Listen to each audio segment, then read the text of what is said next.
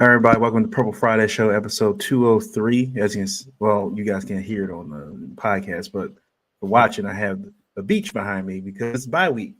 Ravens are on the bye week. It's time to relax for a little bit.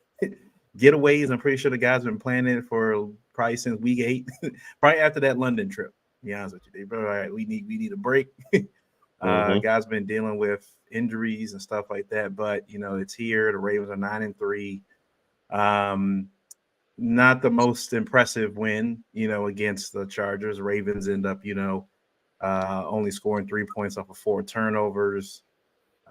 Defense, look, considering the game they had, what was that last week? I thought the Bengals, where they let kind of Joe Mixon before, Joe Burrow got hurt. Joe Mixon was kind of run all over the place and, whatever. And the last few games, they haven't been doing well against the run. And the Raven defense came out. I will say, of all the games this year, the defense for sure was hitting a lot harder in this game than I've seen them do all season. They were Roquan and Patrick Queen especially, where it seemed like when I think somebody on it was either Rich Eisen or somebody called in, I think, to the fan, and it was like it felt like Roquan and Patrick Queen were there was ill will and like intent. Anytime they saw somebody with the ball, like I'm about to take somebody, and it felt like it. It really did. Like they were. I mean, they were hitting dudes. I mean, they were hitting them. I mean, but I'll give them credit. They didn't get any personal foul flags. Like they were hitting them all within the legal statutes or whatever the NFL has for hitting guys. I mean, they were putting their message out there. And Yeah. look, so I give them a lot of credit. Before I delve into it, what was your takeaways, from the game? Yeah, it was it's interesting that you say that. Like it seemed like, they were hitting a lot harder than what they normally are. And we are typically a very physical defense. So not that we weren't, we're not always physical because we are, but it did seem a little bit different for whatever reason against the Chargers. And it kind of opened up with that late hit from Geno Stone on Herbert out of bounds. Like I was like shocked that he didn't call that. But even if they did, you know, the fact that it was early enough in the game, I'm like, okay, I still like the fact that they set the tone right there. It was like, all right, I mean, this is how we coming at you the whole game. And that's kind of how they played the whole game. Like you said, super physical. The defense was just relentless in terms of just being, 11 heads to the ball every single time. They had a few plays that they missed. I mean, they have like maybe one play where pretty much their rushing stats pretty much came from mostly that one play when Herbert kind of escaped and got down the sideline. But outside of that, I mean, we had yet another showing of Kyle Hamilton showing that he can literally do anything on a football field. They're still lining him up almost everywhere. He can blitz the quarterback. He can cover him in a man all the way downfield. Like there was one play where he literally just shadowed the receiver. I think it was a Guyton maybe going down on like a corner route, like down the middle of the field, and no separation whatsoever. Like at the end of the season, like how PFF, like they come out with their weekly, there's always something crazy that we learn. At the end of the year, they're going to do like a accumulation of just a Kyle Hamilton, just what he's done all season, and it's going to be something I feel like that nobody's ever done before, because what I'm looking at, it's impressive. Like it's been just a crazy season for him so far, and he did not look any worse in that Chargers game whatsoever. And yeah, our linebacking duo, like, it's what more can you say? Like, even in the bad play when Herbert escaped, like, did you see Patrick Queen chase him down and give it all he had to stop him from scoring that touchdown? Like, that's the type of effort that we might not have seen last season or previously, just because, it just seems like where we are, and for him to be in a contract year and, just giving it all he's got, it's going to be a shame if we got to let him go. I understand that we probably most likely will, but he played great. Both those guys have 100 tackles each, so it just is what it is. Our offense, it sputtered at times, and it did not look sharp whatsoever. It was not John Harbaugh's best game, as we discussed in our chat or whatever. And Monken didn't have his best play calling game either. But luckily, we had the talent. We were able to escape the Harbaugh game and still come out of there with a win. But, we did see some promising things from Likely. It's good to see that he was able to kind of step in there and make some plays. A lot of them was early on. We saw some, pretty much the receivers have been kind of pretty consistent as far as everything. Aguilar did have a bad drop, but he did also make another play in that game. The run game was decent. It was okay. It could have been better. I think we finished with still almost. Did we almost have 200 yards in that game? I'm not sure what the numbers are, but we had but a lot. 197 rushing. Yeah, which it really wasn't a great rushing day from us. We probably really only had like 100 yards, but Zay had a chunk of that at the end of the game. Yeah, right at the end. Yeah. So maybe like it's like 140, 150. Decent, but we could have done better had the play calling been a little bit more balanced, a little bit more consistent. But like I said, I'm not mad. There was a West Coast trip. We had to fly all the way to LA. These guys had a bye week that I'm sure we were discussing before the show started. Everybody was looking forward to, I'm sure. And it's just we're just going to have to wonder what this offense is going to look like, without Andrews. And probably my biggest takeaway is that now I'm not sure how many games in a row it's been, but since Ronnie Stanley's been back, this Chargers game kind of solidified. We have more questions than answered in that offensive line department, and it's mainly just him. I mean, the other issues at line, I feel like we can live with, but he's the primary reason for a lot of the breakdowns, and we had a lot. Khalil Mack, is Khalil Mack, so it's like you don't want to fault somebody too much, but there were plays where Khalil Mack was not on Ronnie Stanley, and Ronnie Stanley was still having trouble, and that was a game we had to play the Chargers without Joey Bosa. So just imagine with Joey Bosa, right. It's a concern. So the Ravens are going to have some decisions to make, obviously, in the offseason, but after this bye week, we're trying to give Stanley some grace and attribute some of this to injury, but if that's holding us back, we can't afford to have Lamar Jackson getting hurt, because this was another game also where he got pushed back into the pocket and damn near stepped on Lamar. Luckily Lamar didn't get injured, but that's probably my biggest concern coming out of the game. Hopefully after this bye week, guys get rest. Hopefully Stanley just kind of feels a little bit more healthy, a little bit more sturdy, and just maybe we can come back after the bye week and get it together. But that's really the main concern. Outside of that, I don't really have any concerns. We're just hoping that this offense can figure it out without Andrews and protect Lamar. Yeah. Another thing too about, I think Justin Tucker, they said actually he fell below 90% after missing that field goal. So he's like 89, 88%. So look, I know it's going all over Twitter. Everybody's like, oh man, Justin Tucker had a good run. And, now, he shows he's human now. I'm like, look, he hasn't had a great year. I think he's had, like, considering he's had what, 9 years of quality kicking. Like, probably some of the, I don't think you're ever going to see a kicker in the modern era right now to have a better run than Justin Tucker has had. Mm-hmm. Yes, he's missed some kicks. Some of that has been attributed to the fact that special teams cannot block anybody. Like, he's in his mind, you can see Justin Tucker is having to rush his rush what he's doing, because he knows that somebody's coming around the corner to block the kick. He's already had 2 or 3 blocked this year, so he's like in the back of his mind, like knowing like somebody's gonna come to the middle, somebody's gonna come around the edge. Like, can't block. Yeah. So I'm like, that's probably it too. Like, if he's having to rush stuff because no one's on the special teams the special teams unit it's been okay the last couple of weeks, but overall for the season, this has been usually one of the better units for the Ravens for the last, I don't know, decade plus. It's been one of the most steady units, and now it's become an issue, clearly. I think, and they said a lot of that is due to the fact that when it comes to depth, the Ravens usually have good depth there. They don't have a lot of good special teamers there this year. They just don't. Right. So that's something they're gonna have to. It's one of those things you need to address. You want guys to play more, specialize in defense and offense, not really special teams. But if they have a knack for that going into the draft, that may be something to look at, because especially with Justin Tucker, the way he is, like coming down the line these next, 5 weeks, whatever, after the bye week, Tucker is gonna need to be on. I feel like, I'm not saying he's got to win these games for the Ravens, but in these tight games, especially when you consider they're going to play the Steelers, you got the 49ers.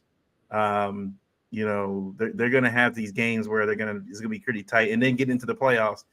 Tucker field goal may be the deciding factor. So I think that they need to get that right. Even if it means like pulling some guys, like, look, I know you guys don't usually play special teams, but we're going to need you to, play special teams, for at least field goal and stuff like that. So yeah. We're going to roll this clip real quick as highlight reel from the game of Kyle Hamilton, and then we'll come back and discuss a little bit.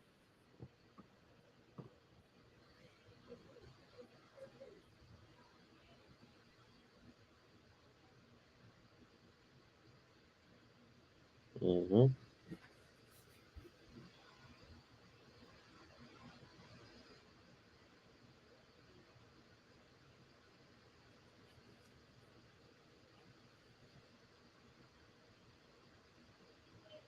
I think that was my favorite please right there. Mm-hmm. Yeah. Look at that.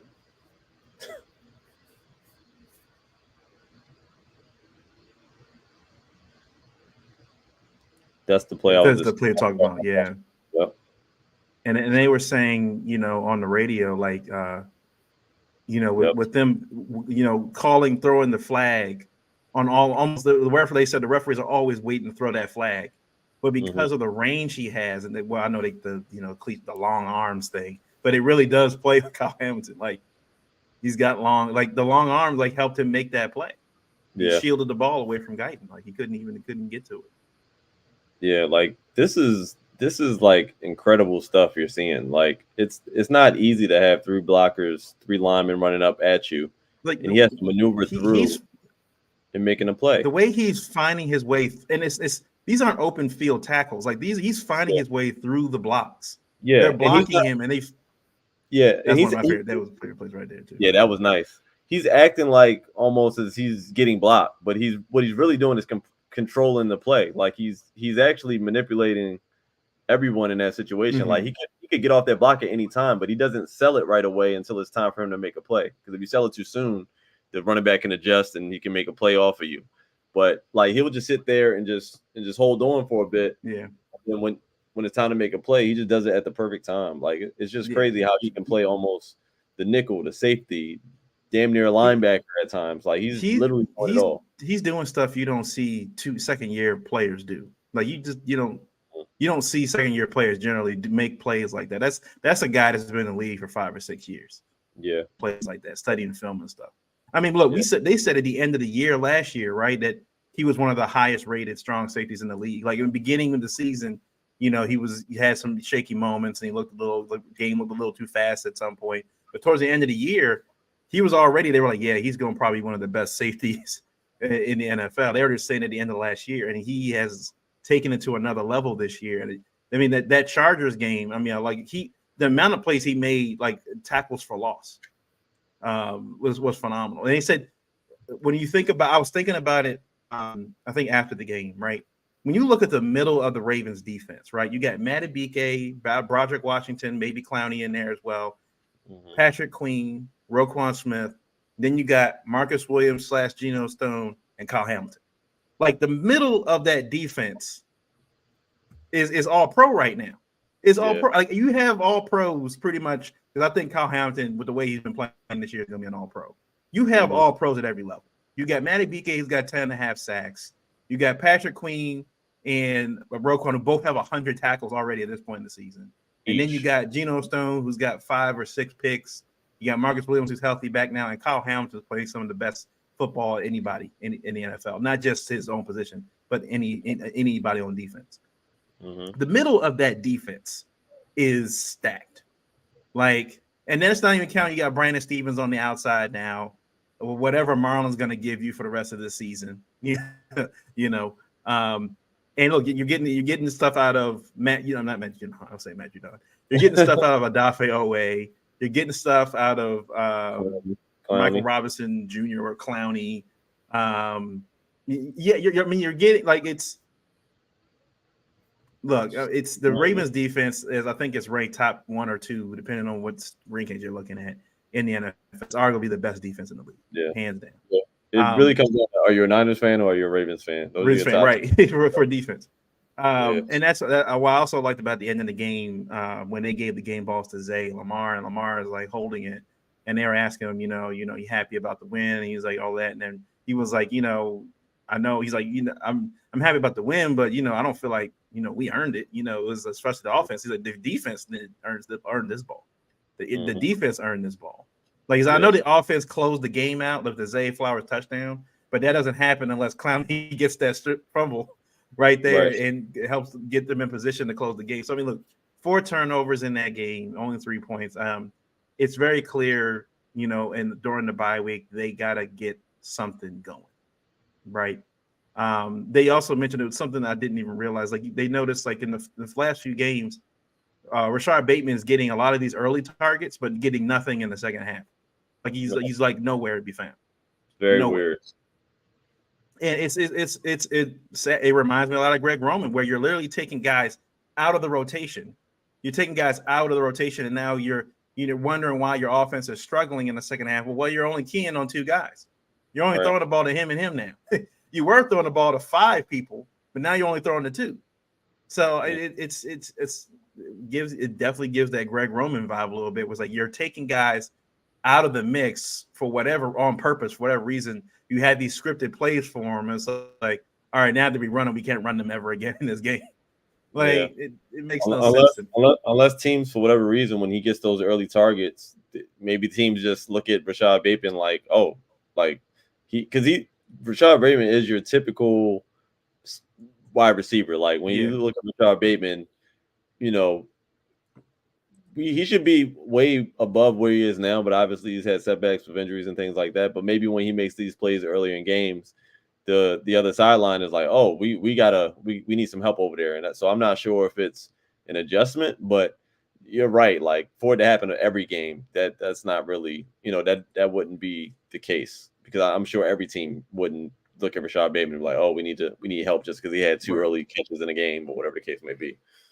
So yeah, it's definitely a mystery. Definitely giving Greg Roman vibes when it comes to that. But it's not like we are calling the passes, so I'm not sure if he's just not getting open, or it just seems like Lamar is finding everybody else before he finds him in the like you said, in the second half of these games. Sometimes in the last 3 quarters. I mean, we'll see Bateman go off in the first quarter. Like same thing, Greg Roman. The first 5 catches go right to Rashard Bateman, and then after that, nothing. Smithson, So it's interesting. So I think it's I'm pretty sure a part of it too is that in the second half, especially when these defenses are realizing, oh, Ronnie Stanley can't block, and they're overloading on his side. I mean, they're literally just sending guys on that side now, and they can't block. And Keaton Mitchell is still working on his pass blocking skills, so he is a little bit of a liability back there as well. So if you got Stanley and Mitchell back there on that side that can't really block that well, it doesn't really help Lamar out in those situations, which hurts the passing game. But I think a part of that too is you know the situation, right? It's not going to get any better. There's no left tackle sitting out there that's really going to replace Ronnie Stanley. It's on the open market. Maybe you put McCarry in there to see what you got in McCarry, to see how well he can play. He's a Swiss Army knife on that line. He has played pretty well. Harbaugh came out on Monday and basically said that Ronnie's dealing with the knee, ankle, something going on with his leg. So look, I don't know if it's not going to get any better at this point in the season. I don't think 1 week's going to cure that what ails him right now.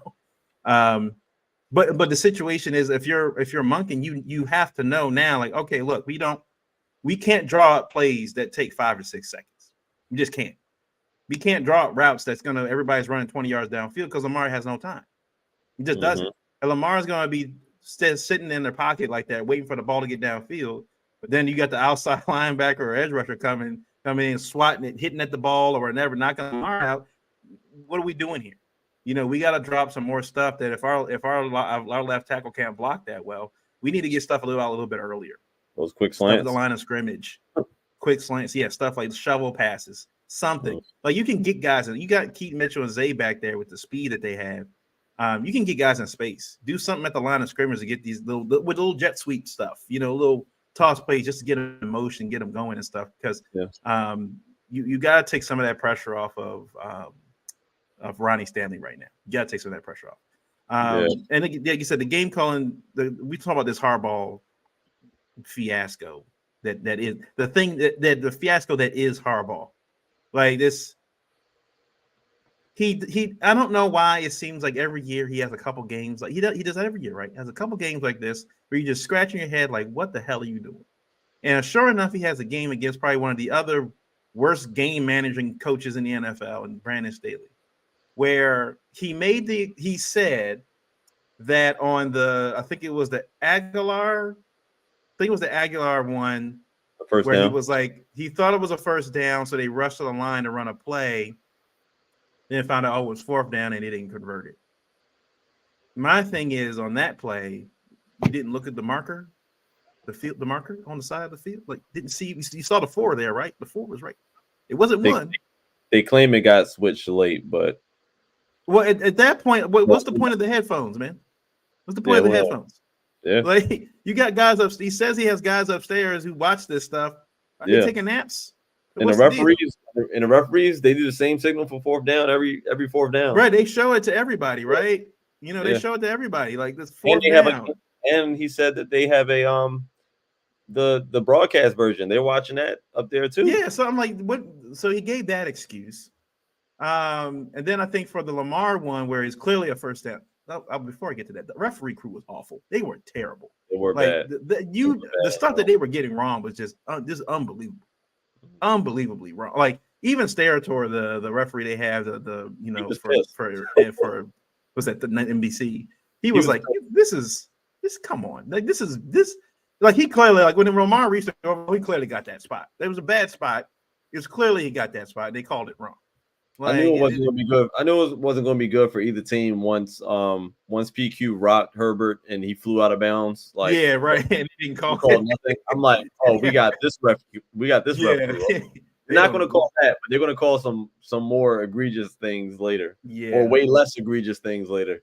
Yeah. So, but back to Harbaugh, the one he decides to throw a flag on was and then look, I'll give all the credit in the world. I'm hoping the Ravens I'm not saying this year, but definitely in the season to come, you need to put that play.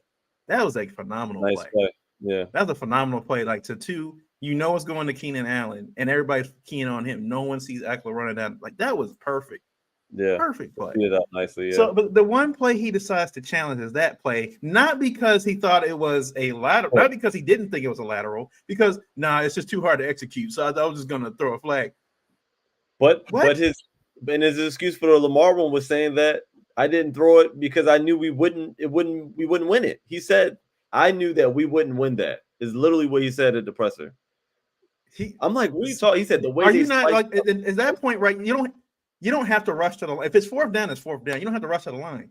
How many times they put it on the Titantron, right? So I'm like, you looking like that first down. And you damn sure don't have to rush to the line with Justice Hill in the backfield.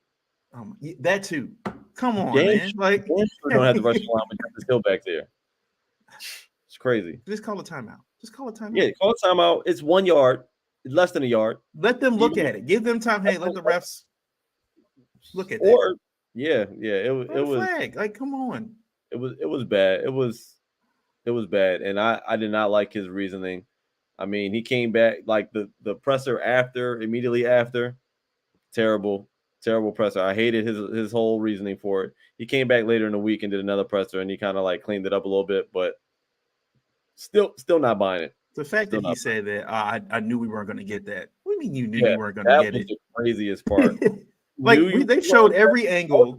That was the most obvious one. That one and the Aguilar one were both obvious. Yeah.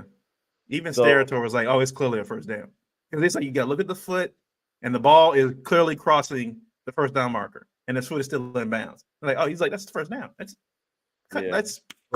It's like if they challenge that, this is going to take like 10 seconds. Like, Harbaugh was terrible, but those referees were equally terrible. They were bad because it's like needed to be challenged.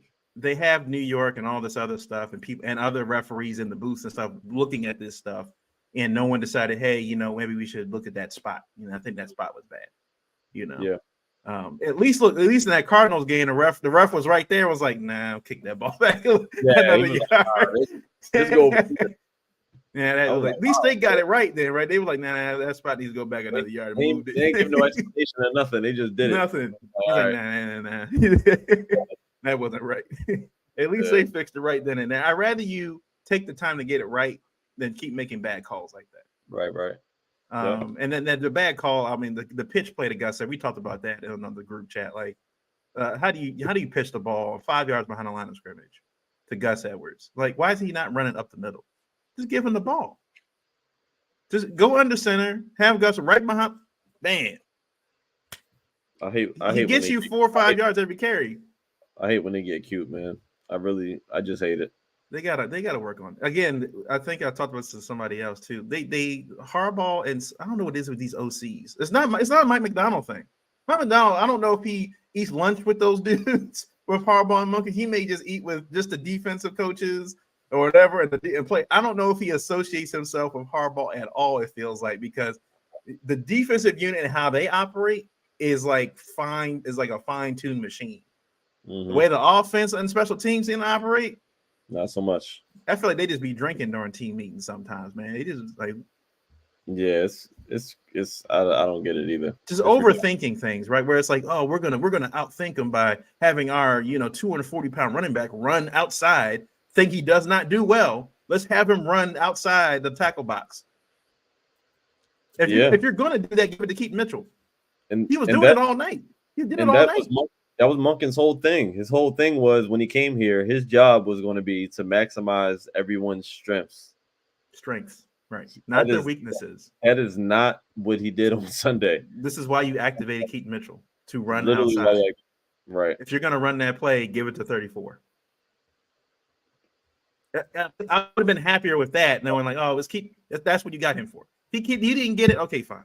But he was doing it all night. How many times did he run outside and get another 6-7 yards up the line of scrimmage, getting outside? Like, yeah, I'm not sure if, and sometimes I'd be wondering, just because since Monken's in the booth and the teams on the sideline, obviously when he's calling these packages, they have certain personnel groups. So I don't know if it's like, and sometimes he'll call a personnel group and he's expecting somebody else to run on the field, and whatever's going on down there, the personnel is not available, so they're just subbing in a running back. But that's just something that, you're an NFL professional team. You guys got to have that in order.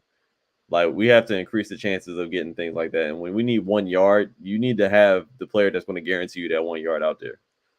Yeah, and if we don't get it, and if we don't get it with Gus Edwards, then we can live with that.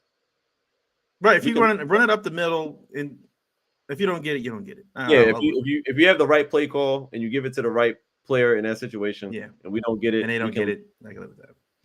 But I mean, I just hate this idea that whatever OC does, anything, or it doesn't matter if it, not OC, but any coordinator for the Ravens for the last 10 years that Harbaugh's been there, he feels like he has no control. Like, if they go out there with certain players and he's looking out there like, why we have what is Gus running? And he gets to play. No, time out. Like, you're the head coach. If you see something, we gotta. If you're gonna run that, put 34 in there. Like, don't pick Gus. Oh, that was another thing, and he just lets it happen. We're back and forth. That was another thing you just reminded me. Not only did he challenge that lateral play, but we had 2 timeouts at the time. Right, we only had 2. So a tight game. You're throwing a timeout away in a tight game when we know this. We've seen this movie before, and you're just willing to waste a timeout. I was literally boiling. I'm going to segue into this real quick. Yeah. The talk has been where there's smoke, there's fire. Everybody's been talking that the last week or two about possibly Mike. Look, the Panthers have already fired their head coach. We assume from reports I'm hearing, everybody I'm pretty sure is hearing, that Staley's on his way out. It sounds like they said the Chargers are done with Staley. They may let him finish the year out, but I think that he's done. The Raiders, I don't know if they're going to stick with Antonio Pierce, but he's going to be available. There's going to be a lot more guys. Saleh could be gone in New York. It's as the weeks go on, we're going to probably see more and more guys get the can. Mike Macdonald with that defensive unit with especially during the year with you signing a bunch of new players, get Davion Clowney in there. Marlon Humphrey gets injured quite often during the season. You have to put Ronald Darby and Rocky Sin and all these different moving parts. Marcus Williams gets hurt like in the second game of the season. Tyus Bowser has an angry knee, whatever the hell that means. I'm tired of hearing that. Jabo gets injured. What I think got injured was that preseason? Partial torn ACL. Partial torn ACL, which I didn't know was that bad. Apparently it was bad. Just found that out this week. I had no idea. They partially torn ACL. The man sitting on the roster and just, he's going to IR now. Like, what took y'all so long? Yeah, like you're deciding to get surgery now? But you could have gotten surgery. What was that? He got hurt in training camp or the preseason? I think he got hurt in preseason. You could have gotten that surgery done. No, you might have been back by the time the playoffs started. To be honest with you. Crazy. So you had all that stuff going on, right? And he's been able to get this defense to play. I mean, we haven't seen, and this is saying a lot, but I don't think we've seen a defensive coordinator for like this for the Ravens since Rex Ryan and Marvin Lewis. Like with the amount of what he's getting, well, you just said about Monken's job was trying to get everybody's strengths out on display, right? I want everybody to shine. I'm gonna get everybody's strengths out there so we can be a confident offense. Mike Macdonald is doing that on defense. Yeah. Davion Clowney came here and everybody's like, he's on his 4th or 15. They called him washed. They said, if they get anything out of Davion Clowney, they'll be lucky. They were calling him lazy. They were calling him disgruntled, all this other stuff. And he's been one of the best pass rushers in the NFL this season. You got Madubuike getting 10.5 sacks. Kyle Hamilton is turning into not just one of the best strong safeties, but one of the best defensive players in the NFL. Roquan and Patrick Queen are probably the best linebacking duo in football. You take Brandon Stevens, who came in, who got drafted by the Ravens as a safety / running back out of college, and turn him into one of the best cornerbacks in the NFL. Like the fact that he's covered Keenan Allen, he's covered Jamar Chase and Marquise Brown and all them, and put straps on everybody since then. You got Geno Stone coming in, who was an undrafted rookie, I think he was drafted in the 7th round, and he's got 5 picks now. Like six picks. You can't name one player on that defense that hasn't improved, which is crazy. Yeah, and I can't think of one. I think starting the season outside of Roquan and I guess I'll say Roquan and Marcus Williams, there wasn't really as stars on this defense outside of Roquan and Marcus Williams. Marcus Williams obviously with his stint with the Saints, but now you've got Stevens now who's become a star. Kyle Hamilton is a star, like he's a star now. Madubuike is a star on that defense now. Clowney is a star. They revived his entire career on this defense. I know all coordinators don't make good head coaches. It's a very different job. But it just feels like the players on the defensive side of the ball are responding a lot better to Mike Macdonald. And it's all levels, right? It's rookies, second-year players, veterans. Everybody has got the same message. Everybody's in tune. Everybody's locked into what they're doing. Like you said, the amount of effort everybody's putting on the field.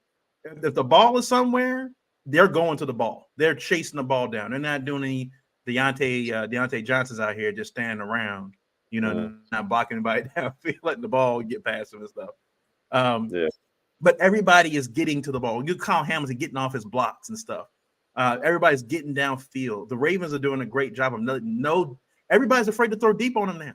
Everybody has to throw underneath. They're like, we're not throwing it up top because either Geno's going to get it, Brandon's going to knock it down, Marcus is back there now, and you still got caught. Like, with what at all levels of this defense, with what he has been able to do, and even after having, I think that one bad game against, the Browns, I believe. He's been able to get out of what we saw in the offseason, right? Last year, right? Couldn't push the passer, couldn't sack the quarterback, couldn't get turnovers. The Ravens are almost leading almost every other one of those categories right now.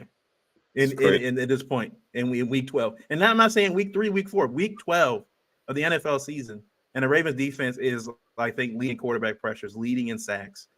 Like I said, 4 forced turnovers. I mean, you would have look, I think he's only 36, 37 years old. So he's like our age. I don't know if he wants to leave right now, but again, there are only 32 of these head coaching jobs. That head coach money is guaranteed. It's a lot of money. Yeah. With the jobs that are available, we look at the Panther situation right now. Could be the Raiders. I don't know. Said I don't know if your situation is going to happen. Maybe the Jets, a couple other teams. Do you think there's a possibility they could lose Mike Macdonald? I won't say this year, but within the next 2 years, that there's a possibility he could be gone. I think there's within the next 2 years. I think absolutely there's a possibility that he'll be gone. As far as next year, I think it's going to be kind of like a situation when we were trying to sign Lamar, and then we ended up signing Odell, and then Lamar turned around and he ended up signing and staying. I think Mike Macdonald's going to have to. I think he's going to make his decision based off of who we retain, because the unit that he's working with now, pretty much has been the unit that he's locked in on this unit. Like, you can tell that, like you said, those guys respond to him, and he pours into those guys as well. Like, I think, for example, we're pretty much going to lock up Matabike. We just have to. Yeah. Patrick Queen, we're obviously unsure about. It's going to be very difficult to keep him there. But there's going to be some key guys that I think if we're able to retain them, then I think that'll make his decision easier to kind of remain. And also, just because there's a head coaching job open, it doesn't mean that that's the right move to make. The fact that he's already being considered as a head coach, he already has leverage to, kind of wait and see what might be the best job for him, because I feel like he'd kind of be a lead candidate for a lot of these teams already had he been available. So I don't think he needs to go jump on a head coaching job just because it's available and that now you'll have a year of head coaching under your belt, because coaches don't necessarily want to do that. I mean, obviously, if you're doing it strictly for the money, then yeah, that's one thing. Go get a check, but you could be fired in a year. Yeah, right. Going to the wrong organization. So I think it's like a wait and see situation. I don't think he's going to necessarily go to a team like the Panthers, because they don't really have much that you can look forward to in that organization. I mean, I'm not going to look at Bryce Young and be like, oh, this is the future. He's a defensive quarterback anyway. Bryce Young is not going to lead him over there unless you have, somebody over there that can be that guy. So I think he's safe with I don't think he goes anywhere next year, because I think we will be able to keep some of our guys, but eventually the way we're seeing our defense going and people pretty much pricing themselves out of especially on the defensive side of the ball, I think it'll be an easy decision for him to make maybe in a couple of years versus next season. What's up, Trav? What Miles on bye week? He on vacation? Yeah, So we were talking about Mike Macdonald and just how he's taking his defense on historic levels, like levels we haven't seen in a long time. And there's a rumblings going around now that he could be offered. Not saying he'll take it, but he'll definitely, I think, be getting offers this offseason, or interviews, especially to go head coach. Or do you think that? I mean, there's a possibility in the next year or two he could be gone. Yeah, I can see him going to a team that's stable. I mean, I don't think he's going to want to go just anywhere. Like, Mike Macdonald seems to be a guy that is pretty aware and would pick the right situation for him. I think he just seems very intelligent. So I think if a team like the Panthers was trying to offer him something, I think he'd pass. I don't see him want to go to a situation where it's a broken organization but I think they are going to come after him. I don't see him leaving next season. I guess that's what I'm trying to say. I think we're about a year away from that, but I think he is going to be a hot commodity because this defense, what he's done post Wink Martindale, has been amazing. And when we see how Wink Martindale has been since he left the Ravens, it kind of starts that narrative that, okay, maybe, the talent carried Wink Martindale and he kind of like brought the defense down. And then you saw a guy come in, young guy, bright guy, was able to take this defense to new levels.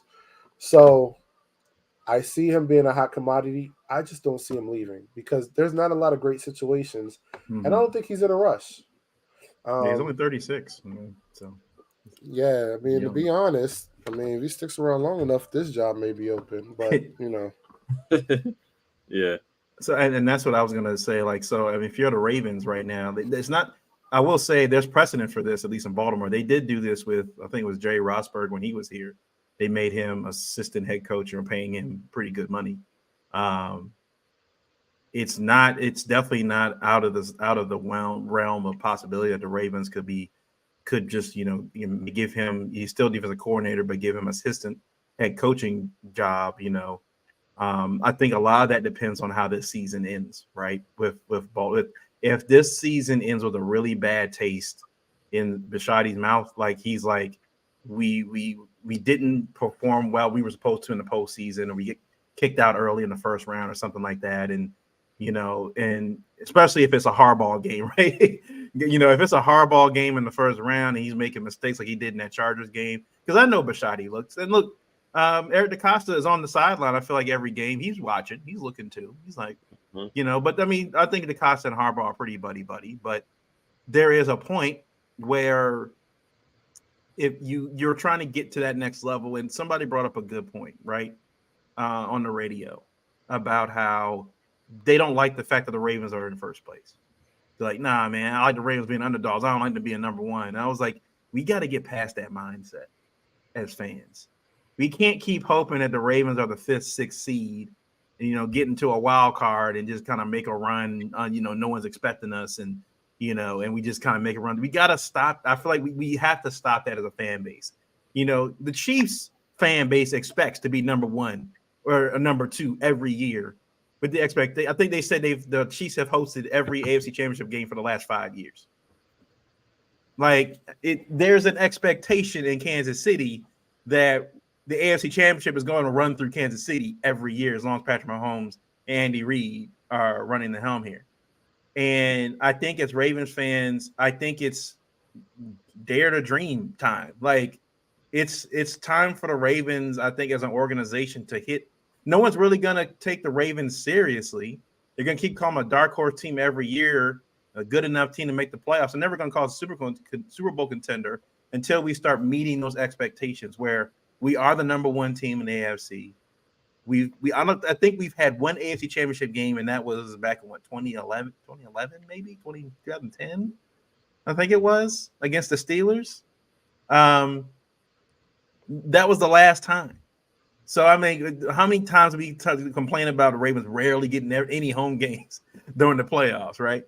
So I think it's time as Ravens fans and as an organization to be like, you have to look at John Harbaugh a little bit like, he's good right now, but we're trying to get to a different level. We need to get to a different level. We got to get to a different level. If Steve Bisciotti wants that extra revenue coming in and getting all the commercials like Pat Mahomes has with State Farm and stuff, and Kelsey's got was like. If you want the commercials and all that stuff, you want your guys out there on national TV, Mark Andrews and Lamar and Roquan and them, you're going to need to start being number one. It's okay. It's fine. So I think that's going to really depend on how this season ends. Now, look, I will say, if the Ravens go to the Super Bowl and we win, Harbaugh could be like, all right, it was a good run. I'm just going to take a break. He may not quit coaching, but he'd be like, I'll take a break for a little bit, go on somewhere else. Knowing he's like, I've been playing with house money this whole time, and I got 2 Super Bowls, solidified myself as a Hall of Fame head coach, and get up on out of here. I'll get my gold jacket in about 5 years. So But yeah, I think look, not Mike McDonald being young enough, being 36 years old, you have to see how. Like I said, we haven't seen this. I was telling Trey, we haven't seen this since Rex Ryan and Marvin Lewis. We haven't seen it since then. And I think it's both of those guys are then becoming head coaches. So look, I would have to. I don't know if they're going to do like they did with DaCosta. They had I think DaCosta for 4 or 5 years was kind of that GM in waiting under Ozzie Newsome. But I would have to assume that if you see how these players are responding and how they're playing to a different level on defense than they have in years. I guess I told you they're getting they're leading the league in sacks, leading the league in quarterback pressures, turnovers, all the key stats you want your defense to lead in. The Ravens are leading in it, and a lot of that's due to Mike McDonald and getting these guys on the same page. So I would, if it would behoove the Ravens to seriously consider, especially Steve Bisciotti, writing a little bit of a bigger check, maybe in the coming year or two when it comes. If Mike McDonald starts getting offers and he's considering them, maybe hey, how much is it going to cost to keep you here? But I want to keep you here, So before we move on, Travis, you had any comments on the game for the Ravens Chargers before we move on? You're on mute. You're on mute, man. I can't hear you. All right. I don't know how I keep going on mute. Yeah, I'm pretty sure y'all covered most of it, so I'll keep it to 5 points.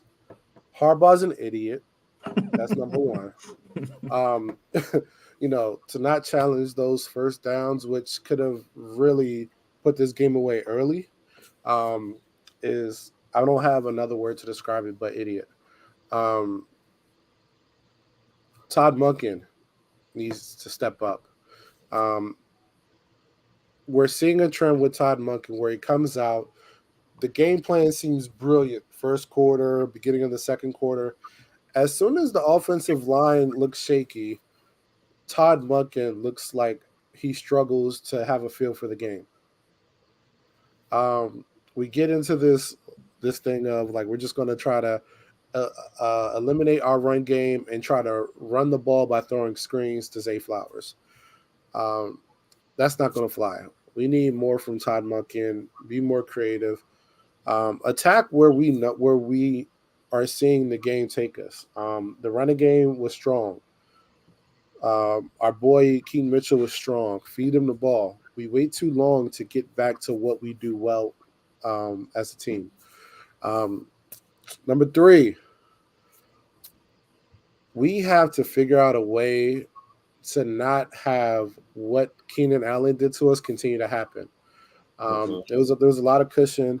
Our defense played well overall, but Keenan Allen really dominated that game for the Chargers.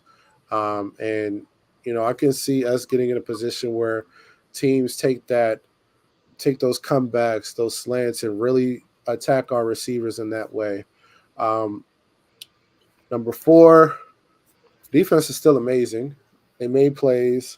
I like how Patrick Queen stepped up. I love Kyle Hamilton. Kyle Hamilton, honestly, if Kyle Hamilton had the stats to match, he'd be my defensive player of the year. But I know he doesn't have the stats to get that. Number 5, Lamar is getting a little too scatterbrained in the pocket. I know the offensive line is terrible. I actually have a 6th one now that I say that. I know the offensive line has been terrible. But he's starting to panic a lot more. I think he's anticipating the offensive line not blocking, and he's just getting scatterbrained. Like especially like when you're looking at end of that second quarter, probably through up until the fourth quarter where we took control again. Lamar was very scattered and very inaccurate when he was very precise in the first quarter and a half. Point number 6, Ronnie Stanley got to get the hell out of here, man. I mean, it's abysmal to watch him play football right now. I mean, if he's hurt, we need to shut him down. He's just, I don't know. He's awful. He's a shell of himself. I mean, and Morgan Moses isn't any better. I mean, I don't know if y'all said this or if I just made this up in my head, but I thought I heard someone say it. But I honestly would love to see Makari get another chance at right tackle. I think we might be stronger with that. But yeah, that's how I feel about the game. I mean, great that we got a victory, but I didn't walk away feeling good at all. Yeah. Yeah, kind of echo some of our sentiments too, like especially with Ronnie Stanley. And Corey said, Ron, keep forgetting when Lamar got hurt the last 2 years, the Ravens were in first place. Lamar got hurt. So again, this is expectation, right? The Ravens, when Lamar is playing, is the number one team. So I'm tired of everybody saying, "Oh, Lamar is this and that." When Lamar is in, the Ravens are one of the best, if not the best team in football. Yeah. Period. So let's move on to the bye week outlook, right? So. Right, Harbaugh goes into the locker room, I think, after the game, and tells everybody, giving y'all the week off, giving everybody a week off. Everybody from Monday through Sunday, y'all are off. So, I'm pretty sure the guys were like they're already in LA. They probably stay out there for a few more days, or get out to Mexico or something. Get on the beach somewhere. Chill out for a few days and stuff. But with week 13 coming up, we got the Ravens, watching, they'll be watching other teams this week. So we have the Steelers playing the Cardinals, Chiefs playing the Packers, and Bengals playing the Jaguars. Definitely some games that could be lost or won. Packers did win their game against the Detroit Lions Thanksgiving or whatever. And the Jaguars are doing what they do every year. When Trevor Lawrence, he seems to get together after the bye week, and then after week 8, week 9, he starts like, all right, I'm going to show you why I'm a top draft pick. Starts playing well. And the Cardinals, they got Kyler Murray back. Mighty Mouse is back. So it's we'll see what happens with that game. But with what the Ravens have to work on, I say it comes at the right time to get guys healthy. You get Marlon, who was considering, I think he was a game time decision for that Chargers game, decided not to play him. We finally saw Broderick Washington get on the field after being a healthy scratch from last week. So he got a sack in that game. I know the players are going to be, gone for a week, but I think this is definitely a perfect time for these coaches to work out some of those wrinkles that especially on offense, that they need to fix. I think the one thing for sure, they had to shake up that offensive line a little bit. You're locked in. You're pretty good with, Linderbaum in the center and Zeitler at right guard, but I can't really say Simpson's been playing well at left guard. He's been okay. But the left side of that line is bad. The left side of the line in totality is not good. And they got to do some shaking up on that line. The problem is you got Ben Cleveland. You got Falafel back there. Like, you don't really have another Makari back there that you can call up in this situation and kind of come in and, fix that situation. So I don't know if it's some of that is maybe, just where guys are playing. Travis, like you were saying, Makari, maybe he comes in from Moses on the right side. Maybe he comes in for Ronnie Stanley on the left side. I don't know what that's gonna. Maybe they practice squad guy or somebody on a waiver wire they can call up real quick. I remember the Super Bowl year and they got Bryant McKinney, out of nowhere, help play left tackle for a little bit. So it's not out of the realm of possibility. But it feels like on this offense, especially, there's so many plays left on the field.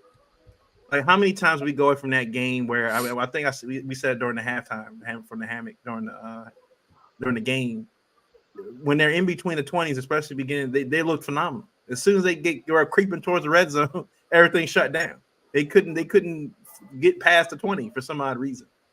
And we said, like, I know they missed Mark Andrews, but likely was playing well during that game. Bateman was catching. All the receivers, for the most part, are catching the ball well, have been for the last several weeks. I was telling Trey, before you came on, it felt like for the last few weeks, Bateman's getting all his catches in the first quarter, and then you don't see him for the rest of the game. He's just gone. So I'm like, it's really hard for the offense to do much in the second half when you're taking, you're not giving Keaton Mitchell the ball, running the ball like you're supposed to. You're not throwing the ball to Zay anymore. You're not throwing the ball to Nelson Aguilar at this point. So you're taking players out of rotation. So it's real easy for defense. Like, we're keying on him. Will make you're not throwing anybody else. The other thing too is because of the line, like you were saying, Travis, that Lamar he's sitting there too much. I feel like he's been doing it for the last 3 years, where he's trying to look for the great play downfield instead of the play that's given to him, and he's not taking it. And I'm like yelling at the TV all constantly, week in, week out. Just go. Don't sit there and wait for it to happen. Just go. Like, this is not college. Like, you may get one or two of those plays every game where the guy comes back, you make a great play for 40 yards down the field, where the play breaks down, you make a pass. 9 times out of 10, you're either taking a sack there or you're getting a complete pass. Like, you because of the legs that he has, and I feel like there are moments in that play where the running lanes open up for Lamar where he can go. He just chooses not to. And I think Monken and Lamar need to talk and have a conversation where it's like he needs to tell Lamar, like, look, Ronnie Stanley, he's the left tackle right now. He's dealing with a knee and ankle issue. He's not going to get any better, right? The left side of our line is not better. You're a right-handed thrower, okay? You need to have that. If we're not calling quick passes, if something's drawn down the field and nothing opens up right away, you just need to just go. Like, don't sit there and wait for it. Don't run around and scramble and wait for it. I can't tell you how many times during this season already we've seen the Ravens get out of scoring position, especially Tucker position, to kick field goals because Lamar took a sack too late because he held the ball too long. Even in the game against the Chargers, I think he got an intentional grounding. We held the ball too long, backed up 20 yards, and then threw the ball into the dirt. So I'm like, I think he's got to get to a situation for the rest of the year where it's like, we understand that you want to be heralded as a passer. We get that. We understand that if you start running the ball in these situations, they're going to call you a running back again. It doesn't matter at this point. Look what Jalen Hurts just did. Jalen Hurts won the game on a quarterback draw using his legs. You got to do, God gave you a gift, man. Use it. Don't be ashamed. Don't worry about what they call you. If your legs help you win the Super Bowl, I don't care what you call me. You can say whatever you want about me, but you know that your position is solidified. So I think Lamar, and I think it has to be coached up too. I think T. Martin's got to get in his ear. Monken's got to get in his ear and be like, look, Lamar, look, you got to have that clock, man. If we're not calling these quick plays or you're audible out of something, it's going to drag out. If nothing opens up right away, you have to go. Don't sit there and wait. You have to go. And I think that offense, if you start seeing that happen, I think this offense will be a little bit more dynamic because then the defense doesn't know what to do. It's like, well, if Lamar's going to take off, then sure. They don't even have guys blocking really for him anymore because they know Lamar's not going to run. Lamar's is going to wait and sit back, and guys are getting easy sacks on him because he's sitting there in the pocket too long. So I think that has to change. For the defense, I don't think it's much they got to do. I think they just, they got to keep doing what they've been doing. Maybe you find when Marlon gets healthy and he's back out there, finding a spot for him. Again, I think it would be foolish to take Brandon Stevens out of that number one role just because Marlon is healthy. I think Brandon Stevens has proven to be the number one cornerback, and I think that's okay if you just let Marlon cover the slot and cover the second guy. I don't think you need to put. We saw what happened when they put Marlon on Pickens when he came back after that injury, and Pickens cooked him on that touchdown. I mean, look, we saw that. So I'm like, I think at this point you got to go with the hot hands on either side of the ball. Defense, especially the rushing is there. Like, look, these guys they're getting sacks, man. They're finally starting to get the sacks now. Like, they're not getting the almost stuff. Like, they're starting to Chuck Smith, the sack coach or whatever. It's clear that the stuff's working. It's working now. We see the moves that the finesse moves, their power moves that they're using. Like I said, defense. Like I said, they're doing. I can't really say they gotta do anything better. Like just keep doing what you guys have been doing. The number one, number two defense in the NFL right now. So that's just my outlook on the bye week. The Ravens got to get done. Yeah. It's funny you said that. Like they were so dedicated to like the stunts and all the creativity they've been doing at the line. Oh yeah, that play. Pat Queen just kind of he was so dedicated to the stunt. He had a clear shot at Herbert and just kind of didn't take it. Yeah, like he was like standing right next to him. He was like, he decided to sprint towards the stunt. He was trying to clear it out for Beaks, but he said he's never doing that again. But yeah, like you said, the defense is not really too much criticism you can have. I mean, especially in the sack department.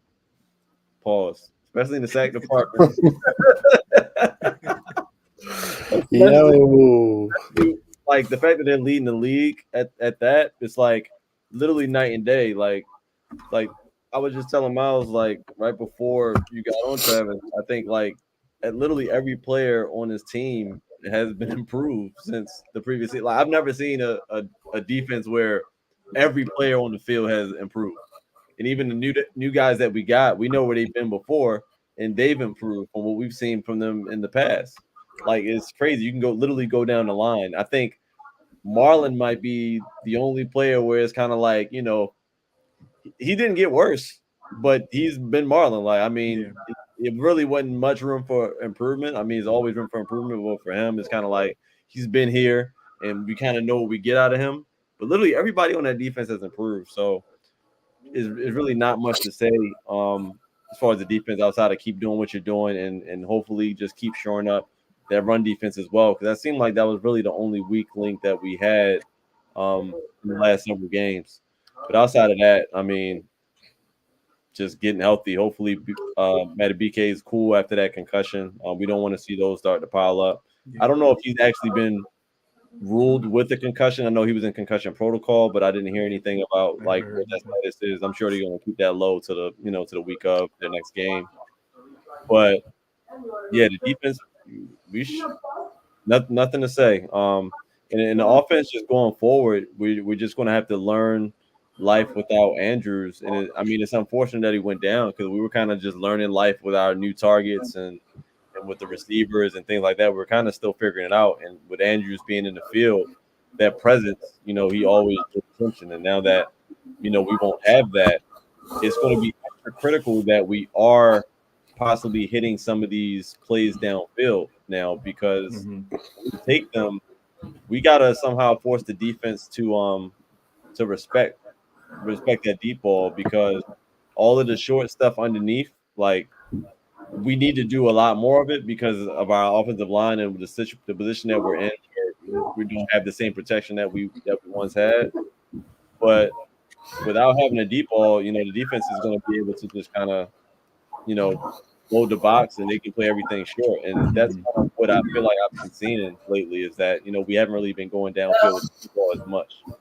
And part of it is because we haven't hit the shots that we've taken down there. I think it's going to be critical to somehow figure out a way to draw up some schemes where we can get guys wide open down the field. And maybe if we can start hitting on a bunch of those, that's when Lamar can play Lamar ball because now he has the whole middle of the field to work with.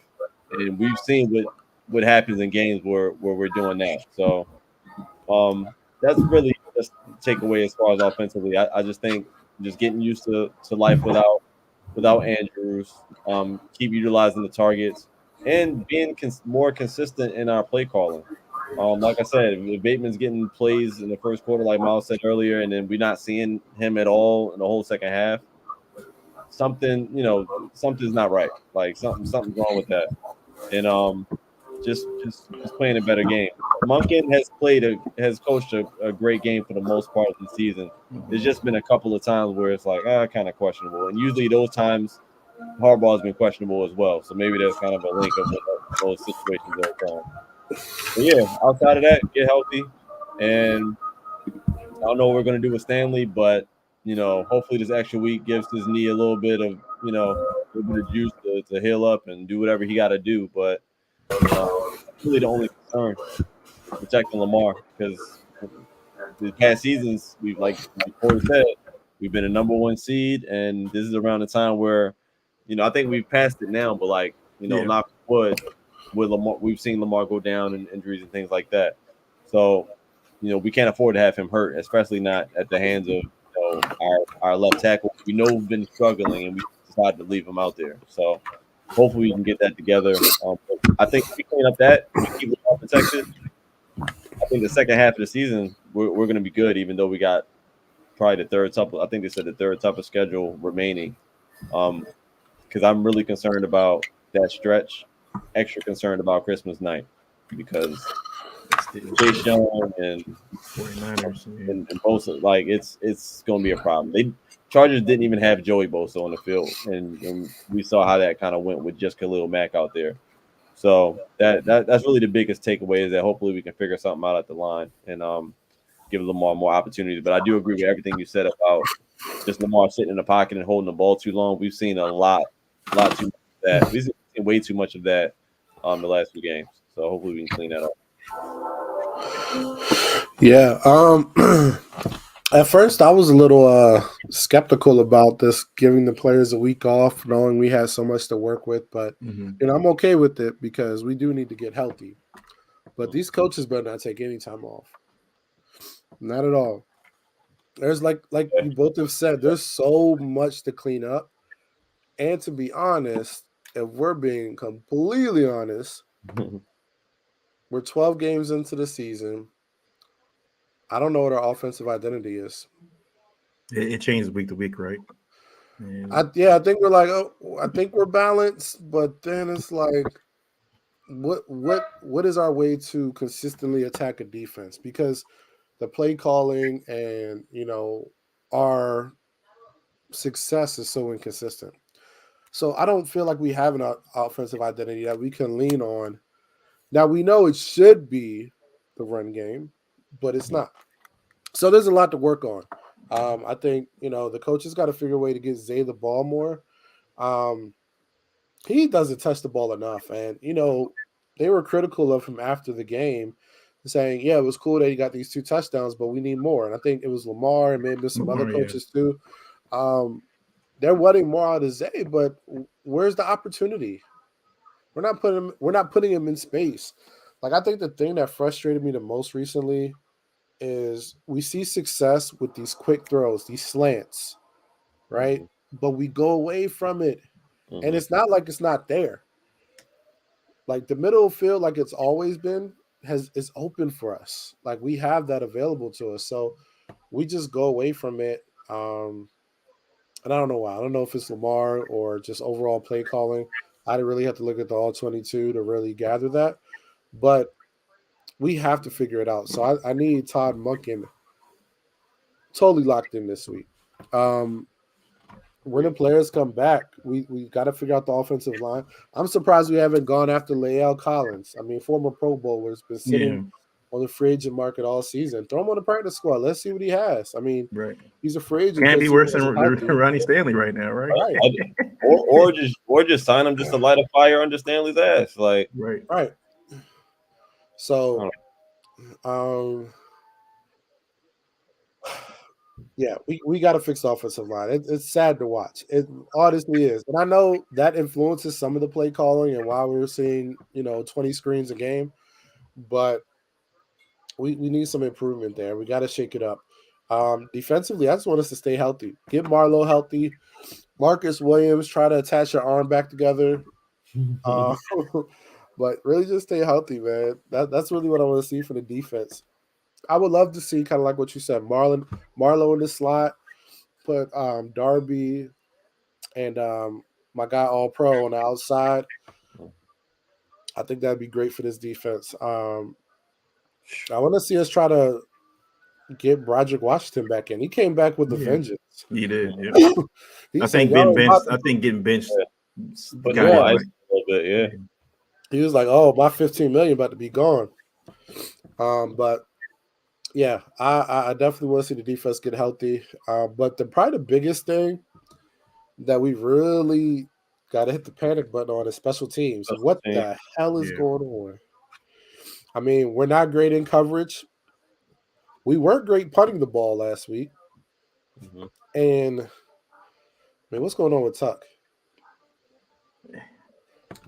like I was man. telling Travis, I think I was telling Trey, like it Yeah. feels like he's already had at least 2 or 3 field goals blocked this year, and I think it's in the back of his head now, where he's got to rush what he's doing, like he's got to rush his movements because we saw it during the game, like they got a close couple times to blocking that ball, like no one's blocking that outside guy from coming, like Tucker is probably got PTSD a little bit, like he's expecting the field goal to get blocked, so I got to do this, I got to kick it this way, or I got to do this because they're not going to block the way they're supposed to. And this isn't the first. And this isn't the first game, obviously, that he's missed the kick. But in this Chargers game, and I've heard it not just from Harbaugh, but apparently this play clock has been running prematurely, like before everyone's noticed. And they did mention that. Tuck would never say it, but the special teams coach mentioned that they kept getting like a short clock. Like Tuck pretty much felt rushed in those situations, even though he would never admit it. But he seems like it's been in that Chargers game specifically. The other games, I don't know. It's still, it is what it is. But for that to be a 44-yarder or whatever it was, and he missed it like the way he did. I was like, I've never seen him miss it that bad. That's like bad. Usually, if he misses it, it's like okay, it's a little short. And I think it's a little off. And I think the season overall, I think this is like the least we've used Tucker. Yeah, he didn't have a lot of opportunities. Like we've been really efficient in the red zone for the most part, and we haven't really needed to use him as much. So that might play a part in it. I mean, Tucker's greatness have stemmed from kicking multiple kicks a game for us all year in any situation. Like he's still to go. I wouldn't hit the panic button. Yes, on special teams general as a whole, because I just feel like this should be the best unit. Our head coach is John Harbaugh. You're the special teams guy. If all fails, that unit has always been on point for us.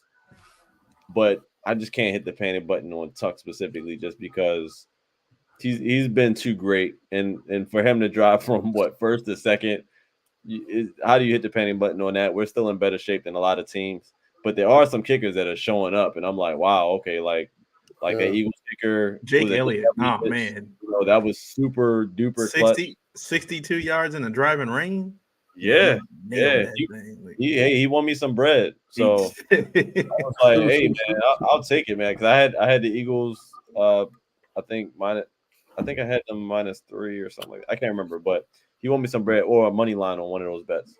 So I appreciated that, but I think Tuck will get it back. I just think he's not going to keep missing. I just feel like in those situations he might have felt a little bit rushed. I think the thing is, I question whether it's actually Tuck, because when you think about what he's lost over the past few years, he lost his long snapper, lost his holder, and his punter. The system is different. The consistency, the familiarity. I don't know, but all around we're bad on special teams. Like we haven't been horrible in coverage, but we haven't been good. Even punt return hasn't been good. Like Duve hasn't been good. Hasn't been great on kickoffs like he was the past 2 years, or he hasn't been good at all in punt returns. Has Tylan Wallace been on special teams? Has he been back? I've seen him on as a Has gunner. He been dressing? Has he been dressing? He might be. He might be on teams. I know he missed a few games because he was injured early on, but I haven't noticed him because if all else fails, we usually see him making plays on a punt team or whatever the case may be. Like we usually see him, making tackles and things like that. He's usually like the first guy down there, and I just haven't seen that in the last few weeks. I don't even know if he's been activated. I don't know. But I mean, I think this is the time to, like, if you need to make tweaks and stuff, this is the time to do that. Now, right? Yeah. To start getting guys, regardless of whether in the practice squad or not, or like you guys are saying, Leo Collins, look who's out there. Like you're gonna need another body on that line. Like you need somebody else. Like at least if you bring him during the bye week, he can come in. You can tell him like, it's a bye week. Look, man, you've been on bye since the season started. Okay, like you need to be in the you put him in the weight room. Just get out there with the line coach or something, work him out or whatever. You can kind of get him acclimated and stuff. But I think now's the time to, like, if there's anything that's available to you to to make things better, I think this is the time to go ahead and do that. Yeah, make Zay a return man. Yeah, look, and I've been on this for a while. when did teams stop using some of their best players on special teams? Because remember Ed Reed. Remember Ed Reed for the first few years when he played for the Ravens, he played on field goal block unit, punt return, punt, like he played on all the special teams units, and he made an impact. They were getting paid a lot. They were getting paid a lot less money back then too. That's true. Mm-hmm. That's true. I think the fact that now that he got all the statistics on injuries on these special teams plays, they just like we can't afford to put our investment back there as a primary. It's but all for a lot of teams, and especially for playoff teams, Super Bowl teams, that's usually the X factor. That's special teams getting those like big punt returns, big kick returns, kicking 62-yard field goals. Like that's an X factor. End of the season, I wouldn't mind putting look, I'm not saying you got to put Zay back there every game, but if it's like a crucial game and it gets especially at this stretch run against an AFC opponent, if it's against the Steelers, I'm putting Zay back there. Put Zay back there and see what he can do. Like give him, let's get one. Let's go get one. Because I love Duve, but like for real, Duve is stiff in the hips, bro. Yeah, he's not. We saw in the Titans game, right? The London game. He don't got down by the punter.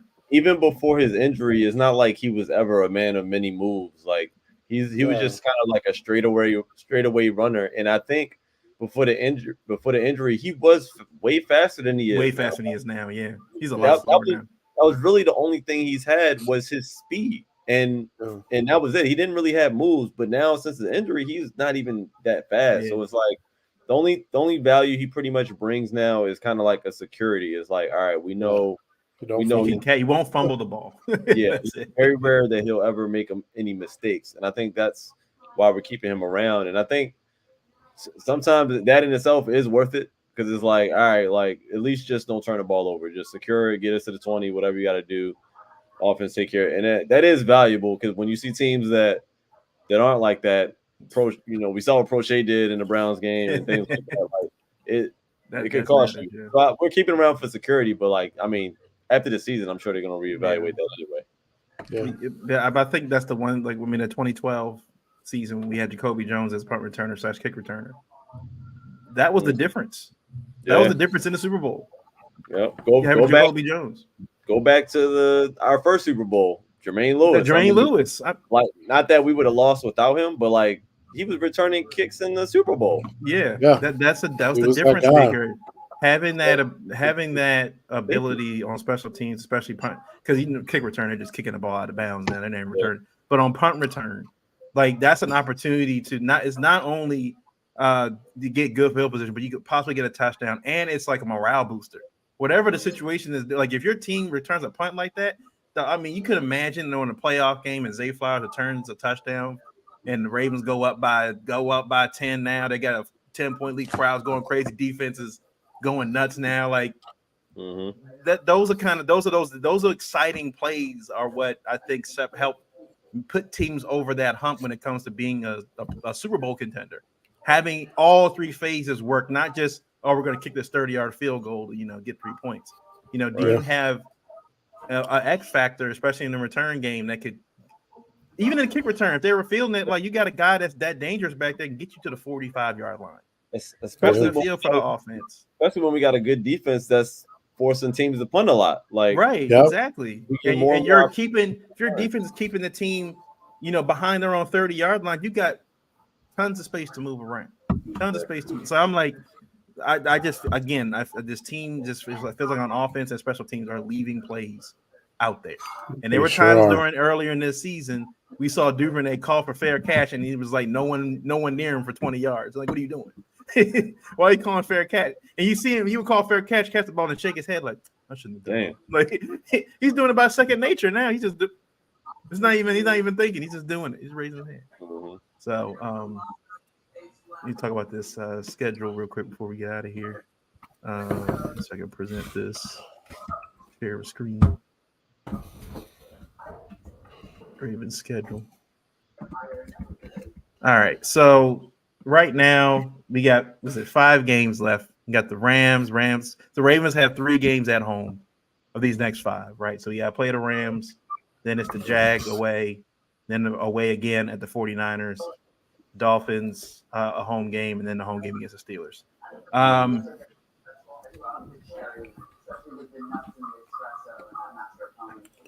what do you guys for to lock up the number one seed?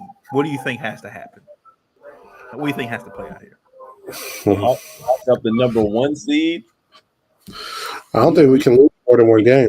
Yeah, I think we can only lose one game at most, honestly. And even that, like, because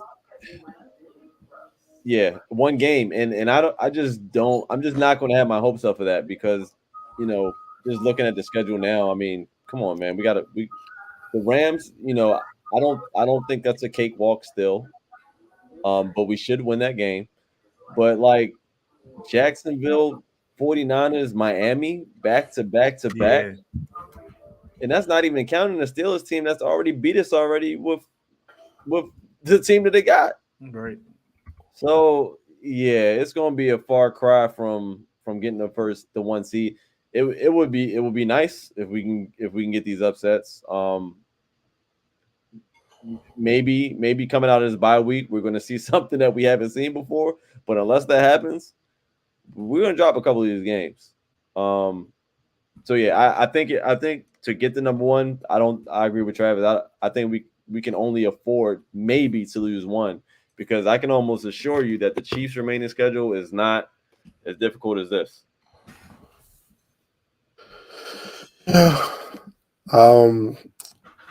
Like we like when you think about it, we have two teams, possibly three teams who are really in play right now because the Jaguars are in play for first place, the number one seed, right?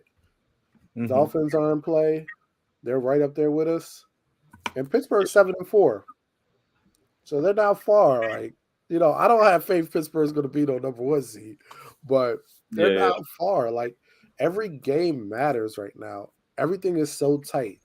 Like Buffalo just went to 10th place for losing one game, and they were in the running. So like everything is so tight right now. We can't afford to slip up. We can't afford to have a hardball game. We have to win out. Like the Rams are scary because their strength right now is our weakness, running the ball, and our run defense is leaky. The Jaguars are dangerous. 49ers dangerous. Dolphins are dangerous. Even though two is a head case, but golly, that speed. Yeah. And then Steelers is a Steelers Ravens game. So yeah, and just to give you context of what we're going up against, the Chiefs' remaining schedule, they have the Packers, they have the Bills, they have the Patriots, the Raiders again, Bengals, and then they have the Chargers. Like their schedule is way easier than ours. I mean, the Bills game is going to be a tough game because Chiefs Bills, and the Raiders game maybe, but they've already they already had their close game with them. I don't think it'll be close the second time around. And then if we want to talk about I think the Bills are done. What did the Bills have? Like five losses, 4 losses. So I don't think the Bills are not really too concerned about them, but they have a pretty. They got the Chiefs, they got the Cowboys, they got the Chargers, Patriots, and then the Dolphins. So the Bills have a tough road. I'm not really concerned about the Bills, but the Jags and the Chiefs, that's let me look at the Jags schedule real quick because I'm just curious of what they're working with remaining. So the Jags, they have the Bengals, the quarterbackless Bengals, the quarterbackless Browns. It could be Joe Flacco again and playing for real. Then the Jags have us. Then you have the Buccaneers, Carolina, and the Titans. Jaguars have the easiest shot to the 1 seed. Honestly, this schedule is ridiculous. We're the only remaining tough team for them. I mean, the Titans game is a divisional game, but that'll probably be a tough game for them. It's the last game of the season, but. Yeah, Bengals, Browns, then the Ravens, and then Bucks, Panthers, and the Titans. They kind of have the Browns might give them a tough game still because they have really, really good defense, but we definitely have the hardest road. So yeah.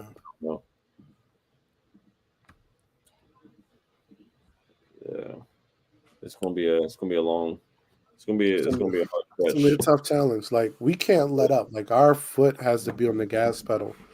Like Yeah. we have a very small because if we're being totally honest, it's so tight that we could easily fall out of the playoffs too if we don't come to play every week. Mm-hmm. I mean this race is crazy right now. I don't remember like a playoff race being this tight. Like coming down this far in the season. Like things usually start to shape out, but it's like after this weekend, if we look at it, we could be like we could drop down to the number 3 or number 4 seed, It's crazy. and we could easily be 1 or 2 losses out of the playoffs. Right. I Like it's mean, that tight up and down. it's Yep. what three Us. three teams at 8-3. There are 2 other teams at 7-4, and then there's like another 5 teams at 6-5. Like everybody's within a game or 2 And, of each and other, Miles, right? and Miles, we went over the schedule for the Jags and the Chiefs. Yeah. The Jags have literally they have a couple of division games, but they have literally the easiest schedule. They got the Browns is probably the tough. Mhm. They got us and they got the Browns, but then they got to play the Titans Right. and they don't really have any tough teams. And the same thing for the Chiefs. They don't really have Dolphins much. got a good easy schedule too, right? I think the Dolphins sure. got a pretty easy schedule. I'm sure they do. I forgot to even check the Dolphins actually. The Dolphins got the Titans, Jets, Cowboys, and us. So the Oh, Cowboys. and Oh, the Commanders. They got the Commanders this week. So the Commanders, Titans, Jets, They Cowboys, got the Ravens. they got the Bills too. They got the Bills last. Bills last. Okay. Bills They last. got a pretty okay schedule. But they're at home though. It's like they're Yeah. playing at home. Instead, if they were playing in Buffalo, I could get that. But like they're playing in Miami, so it's like, yeah, the Ravens with the 49ers. You got another division game against the Steelers coming up. The Jags, who are getting hot right now. Like I've been more comfortable playing the Jags earlier in the season than I would be right now. Playing them. This is what Trevor Lawrence and Doug Peterson and them do. They tend to get hot around week 9, week 10, and start showing off now. So yeah, it's not going to be easy. I think they're looking, if the Ravens are smart and the coaches are smart and the players are looking at it. Yeah, they're 9-3, but like you said, Travis, I think it's reminding the guys that we can't take like we say about each game about not taking our foot off the gas. This is the rest of the season. We're going to have to grind this thing out because I know they're talking about us as number 1 seed right now, but in a week or two, we could drop out of the first 4 seeds and then drop into the 5th or 6th seed or 7th seed. So, and that's the thing, because the first 4 seeds are given to the division winners. If the Ravens aren't keeping that top spot, bam, they get knocked right out of that. So it's like, yeah, I think if we somehow find a way to not make the playoffs this season, I don't care how competitive. I think Harbaugh is done. That would be a colossal failure. I think that'll be a justifiable. Yeah, that'd be a colossal failure if they lose if they go in like a 5-game losing streak and lose all 5. Yeah, that, oh Lord, fireable offense. That'd be crazy. Yeah. I don't think that's going to happen with this team just because I think they got some moxie about them and it feels different than it has the last few years. But like we said, for the outlook for the bye week, they're gonna have to taking advantage, like you said, Trey, of the deep plays. They got to. It's been there. Like Lamar's missed by a yard, it got dropped. It's been there. But I think we've said that previous shows. That's what's going to take this team this offense to the next level. When they can start scaring teams, when they can get 45-yard, 50-yard bombs down the field like that. When you got Zay Flowers and Odell in them, and Bateman. Like you can catch those over the top catches or whatever and go for touchdowns. That's going to open up a whole world of offense for this team and make things a lot easier for them. But like you guys were saying, if they keep everything short and everything is 5 yards, 6 yards, and making your players kind of like the 49ers offensive scheme. They're throwing everything short and letting McCaffrey, Kittle, and Debo and them get all the extra yards. And I'm like, but until that happens for this Ravens team, I think that they're going to continue having these lulls in the offense during each week. And I just think that when it comes down to if they make it to the playoffs and you're facing the Chiefs or you're facing the Dolphins, you're facing maybe the Steelers again, or this Browns defense and stuff, you can't have these lulls on offense, right? You can't have these situations where you're 4 4 turnovers, they only get 3 points. That's going to kill you in a playoff game. If you get 4 turnovers and only get 3 points, you're going to lose that game in the playoffs against Patrick Mahomes. If Pat Mahomes gives you 4 turnovers, you need to capitalize on that. You need to capitalize on that. So, and it's time. This is an $18 million moment at this point. After the bye week, this is time to earn that money. Yeah. This is what you're paid for, right? This is what we've seen the flash, but this is literally the clock has started on what this money was paid for. It's literally I mean, look, I think Jalen put a little bit of pressure too, because winning that game with the weather conditions and everything. And look, I mean, Josh Allen played one of his best football games all season, and Jalen Hurts didn't play his greatest game, but still found a way to win the football game. And I think that's what Lamar's going to have to do. It doesn't have to be pretty. But when it comes time due, Lamar, we need you to go win this game for us. He's got to go do that now. So, but yeah. All right. Well, it's going to be a good, decent bye week. Get some parlays in on some other teams, chill out a little bit. Hopefully, all the AFC teams that are in contention lose. Chiefs lose, Steelers every lose. Single one. Everybody loses this week, so the Ravens can come in with a 2-game lead. And everything else. So, but yeah, we'll catch you guys next week. We'll preview the Ravens and Rams and home game. So, other than that, everybody have a good bye week, and we'll catch you guys next week. Peace.